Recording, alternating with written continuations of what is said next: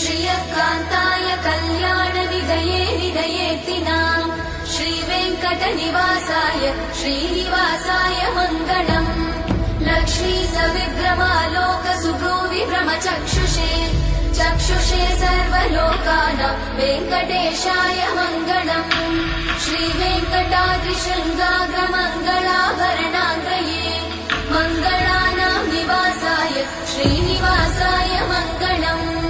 सर्वावयव सौन्दर्य सम्पदा सर्वचेतसां सदा सम्मोहनायास्तु वेङ्कटेशाय मङ्गलम्।